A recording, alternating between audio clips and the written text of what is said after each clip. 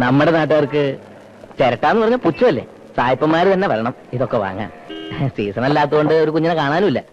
കഴിഞ്ഞ പ്രാവശ്യം കൊണ്ടുവന്നെ ബാക്കിയാ. വില കുറയ്ക്കാൻ വേണ്ടി പ്രഭാരേട്ടൻ അങ്ങനെയൊക്കെ പറയും. സൊസൈറ്റിക്ക് ലാഭം ഉണ്ടാക്കി കൊടുത്തിട്ട് എനിക്കെന്താ കുഞ്ഞ്? ഈ കുട്ടി കഷ്ടപ്പെട്ടുണ്ടാക്കണതല്ലേ. മൊത്തം ഒരു 500 ഇടാ അല്ലേ? അയ്യോ അത് പോരാ പ്രഭാരേട്ടാ, ഒരു 750 തരണം. അത് ഇത്തിരി കൂടുതലാ. കൂടിയ ഒരു 550 അതിനേ ഉള്ളൂ. എന്നാ 600? 550 കൂടുതലേ കുട്ടി. എന്നാ ഒരു 575 25 രൂപയ്ക്ക് 2 കിലോ പഞ്ചസാര കിട്ടും പ്രഭാരേട്ടാ. ഭരതമാഷക്ക് ഇങ്ങനെ ഒരു കുട്ടിയോ? എന്തൊരു കണക്ക് പറച്ചിലത്. എന്തിനാ അതൊക്കെ വാങ്ങിയത് എന്റെ കുട്ടിയോളെ? അത്യാവശ്യത്തിനുള്ളതൊക്കെ ഉണ്ടല്ലോ എന്റെ കയ്യില്. ഇത് മുത്തശ്ശിയുടെ പിറന്നാളിന്റെ വകയാന്ന് കൂട്ടിക്കോളൂ. അന്നൊന്നും വാങ്ങാൻ പറ്റില്ലല്ലോ.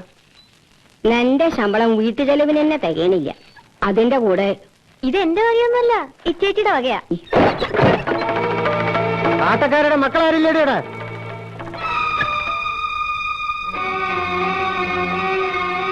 കുഞ്ഞപ്പൻ ഇന്നലെ തേങ്ങയിടാൻ വന്നപ്പോ പറ്റില്ലാന്ന് പറഞ്ഞു തള്ള അല്ലേ? പറഞ്ഞു. ഈ തൊടിയിൽ വന്ന് തേങ്ങയിടേണ്ട കാര്യം എന്താ അവന്? ഞാൻ പറഞ്ഞിട്ടാവൻ വന്ന്. നീ ഇങ്ങനെ തുടങ്ങിയ കുറെ പ്രയാസമുണ്ട് രഘു. ആകെ 10 20 തേങ്ങയാ കിട്ടണത്. അതുമൂന്ന് ഇവിടെയും കാര്യങ്ങളില്ലേ? സമ്പാദിക്കണ്ടല്ലോ മക്കള്. സമ്പാദിക്കണ്ടെങ്കിലേ അത് നല്ലോണം കഷ്ടപ്പെട്ടിട്ടാ. ആരും കൊണ്ടത്തരണമൊന്നുമില്ലല്ലോ. ആങ്ങളെന്ന് പറഞ്ഞ് നടക്കണ ഒരാള്. ഒരു 100 ഉറുപ്പിയൊക്കെ ഇവിടെ കാശൊന്നുമില്ല. ഉണ്ടെങ്കിലും തരാൻ പോണില്ല. കേസ് കൊടുത്തിരിക്കില്ല അമ്മയും മോനും ഞങ്ങളെ ഇവിടെ ഇറക്കി വിടാൻ. കള്ളു കുടിക്കാൻ കാശ് തരില്ല എന്ന് പറഞ്ഞ് കൊടുക്കൊരു കേസും കൂടി. എനിക്ക് എന്റെ അമ്മയ്ക്ക് അവകാശപ്പെട്ടാണ് ഈ വീട്. ഇറക്കി വിടും എല്ലാറ്റിനും ഒരു ദിവസം ഞാൻ. സുപ്രസിദ്ധ സംഗീത സംവിധായകൻ, നാടകകൃത്ത്, നടൻ, ബഹുമുഖ പ്രതിഭ, ആട്ടക്കാരെ പോലെ വലിഞ്ഞേറി വന്നല്ല എന്റെ അമ്മ. നാട്ടുകാരുടെ ഈ തള്ളയുടെ മുന്നിൽ വെച്ച് താലി കെട്ടിക്കൊണ്ടുവന്നതാ. ആ അസത്ത് അച്ഛനെ വൈക്കിയെടുത്തപ്പോ ഈ തള്ളയിന് കൂട്ടുന്നു. നിന്റെ അമ്മയുടെ സ്വഭാവ ഗുണം കൊണ്ടാ ഭരതൻ ഉപേക്ഷിച്ചു പോന്നത്. പഴയ കഥയൊന്നും പറയണ്ട നീ. പറയുന്നല്ലേ, എനിക്ക് പറയാനുള്ളതൊക്കെ പറയും. കാശ് കൊണ്ടെടുക്ക്, എനിക്ക് പോണം. ഇവിടെ കാശില്ലാന്ന് പറഞ്ഞില്ലേ?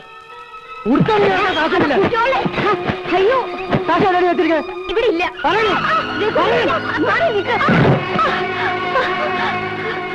അയ്യോ എന്റെ കുട്ടി.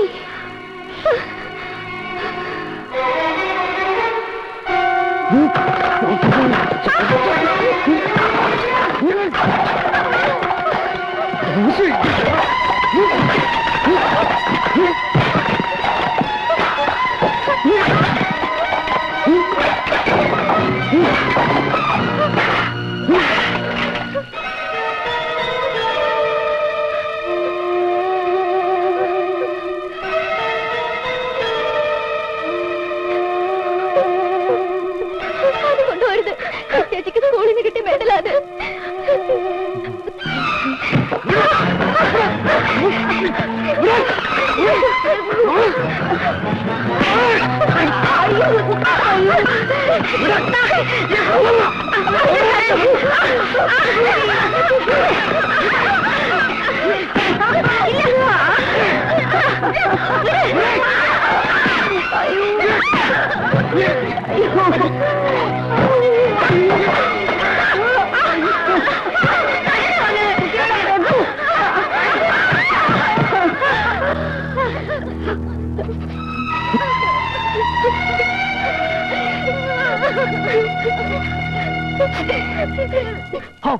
കഷ്ടായിപ്പോയി, മഹാകഷ്ടായിപ്പോയി.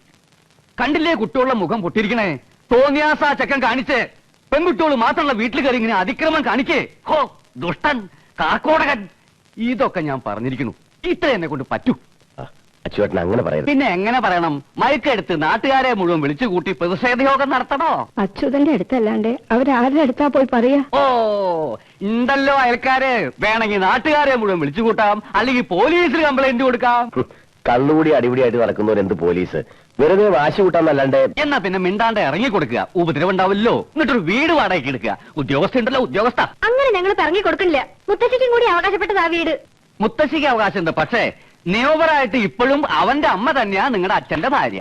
കോടതിയുടെ മുമ്പിൽ നിങ്ങളെ വെപ്പാട്ടിയുടെ മക്കളാ. ഇങ്ങനെ കണ്ണ് ചോരിയില്ലാണ്ട വർത്തമാനം പറയരുത് അച്യുത. ഒന്നുമില്ലെങ്കിൽ നീ അവരുടെ അമ്മാമിയല്ലേ? അമ്മാമ അങ്ങനെ ഒരു വിചാരമുണ്ടോ വിറ്റോളക്ക്? അഹങ്കാരല്ലേ അഹങ്കാരം. അങ്ങനല്ലേ വരൂ. അച്ഛന്റെ മക്കളല്ലേ. പുച്ഛായിരുന്നു പുച്ഛം. ഞാൻ പിശുക്കനാണ്, അരസികനാണ്, വലിയ കലാകാരനല്ലേ. മദ്രാശിയിൽ ഡാൻസ് പഠിക്കാൻ പോയ പെണ്ണിനെ വശീകരിച്ചെടുത്തതാ സംഗീതം പാട്ടെന്നൊക്കെ പറഞ്ഞ്. ഒന്നേ ഉണ്ടായിരുന്നുള്ളൂ പെങ്ങളായിട്ട്. അറിയോ സുകുമാരന്? അതൊക്കെ പഴയ കഥകളല്ലേ, അവര് മരിച്ചും പോയി. പഴയ കഥയ്ക്ക് പുതിയ പതിപ്പ് ഇറങ്ങിയിട്ടുണ്ടല്ലോ.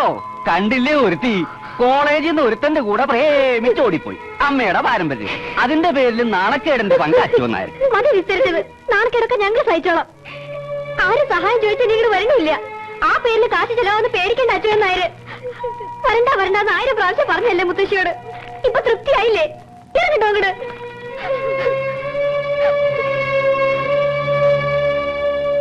രാംദാസ് വക്കീൽ പറഞ്ഞു അച്ചുവേട്ടൻ അതുവരെ ഒന്ന് ചെന്നാൽ അവന്റെ വക്കീലിനെ കണ്ട് ഒരു ഒത്തുതീർപ്പിന് ശ്രമിച്ചു നോക്കാന്ന്. അതൊന്ന് പറയാൻ വേണ്ടിയിട്ടാ ഞാൻ കൂടി വന്നത്. ചെല്ലാം, ഒത്തുതീർപ്പാക്കാം. എല്ലാം കഴിഞ്ഞ് അയാളുടെ ആളെ ഇങ്ങട് വിടും. വീടും പറമ്പും വിറ്റ് വക്കീൽ ഫീസ് ഇയാൾ കൊടുക്കൂ. രാമദാസ് വക്കീൽ തന്നെ വേണല്ലോ. ആ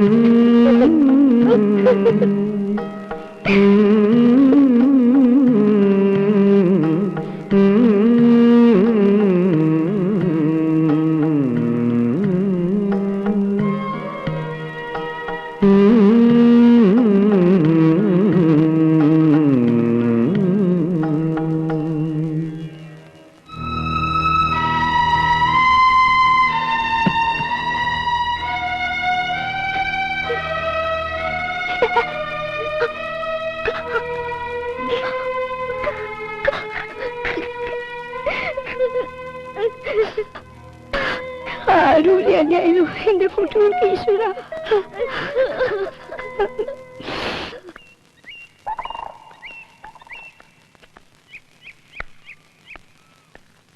കോയമ്പത്തൂർ പോയിരിക്കായിരുന്നു ഇന്നലെ. ഞാൻ വന്നപ്പോ അടുത്തമ്മ പറഞ്ഞിട്ട് അറിഞ്ഞത്.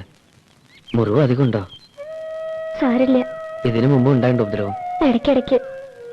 അച്ഛൻ മരിച്ചേ പിന്നെ ഞങ്ങളവിടെ ഇറങ്ങണ വരെ ഉണ്ടാവും. വക്കീൽ എന്താ പറഞ്ഞത്? കേസ് കഴിയാനിടത്തോളം നീട്ടിക്കൊണ്ട് പോവാം. പക്ഷെ അതുകൊണ്ടും കാര്യം ഉണ്ടാവില്ല. അവകാശമില്ലല്ലോ ഞങ്ങൾക്ക്. ഞങ്ങള് വെപ്പാട്ടിയുടെ മക്കളല്ലേ. എനിക്ക് എങ്ങനെയാ തന്നെ സഹായിക്കാൻ പറ്റാ? സഹായിക്കാൻ ഉത്തരവാദപ്പെട്ടവരെന്നെ ചെയ്യണില്ല. ഉത്തരവാദിത്തപ്പെട്ടവരില്ലെങ്കിൽ വേണ്ട. ഞങ്ങളൊക്കില്ലേ, ഞാനുണ്ട്, ഏട്ടനുണ്ട്, ഏടത്തേമ്മയുണ്ട്, ഒരാശ്വാസത്തിന് ചിന്തമോളും കൂടി ഉണ്ട്. ഏയ് കരയാ? പെൺകുട്ടികളെ കരയണ കാണാൻ ഒരു ഭംഗിയില്ല.